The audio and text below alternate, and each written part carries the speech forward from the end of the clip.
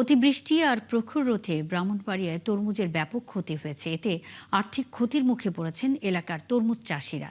কৃষি বিভাগ জানিয়েছে, ক্ষতিগ্রস্তদের অগ্রাধিকার ভিত্তিতে সরকারি প্রণোদনার তালিকায় রাখা হবে। জালালউদ্দিন রুমির তথ্য ও ছবিতে প্রতিবেদন।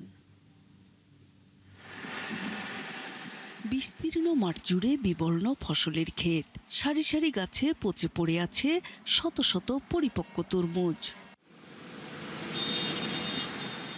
ব্রাহ্মণবাড়িয়া সদর উপজেলার চিত্র এটি।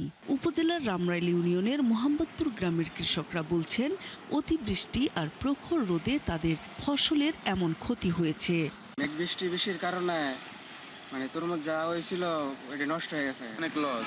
মালিকে আম করে দিব কি, মালিকই নিব কি। তারা বলেন, তরমুজ আবাদে বিঘা প্রতি তাদের খরচ হয়েছে 40 থেকে 50 হাজার টাকা। ফসল নষ্ট হওয়ায় চরম আর্থিক ক্ষতি আর দুশ্চিন্তায় পড়েছেন তারা।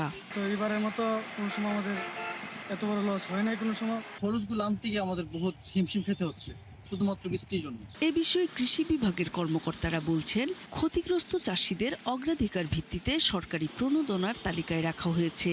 সামনে সরকারের কাছ থেকে আমরা যদি কোনো ধরনের প্রণোদনা, পুনর্বাসন বা কোনো ধরনের অনুদান পাই, তাহলে তারা অবশ্যই এই ক্ষতিগ্রস্ত তালিকা হতে এই অগ্রাধিকার ভিত্তিতে সুযোগ সুবিধা পাবেন। এবার প্রায় 5 হেক্টর জমিতে তরমুজ চাষ করেছিলেন এলাকার কৃষকরা। নূর তাজমিন নীর, ৭১।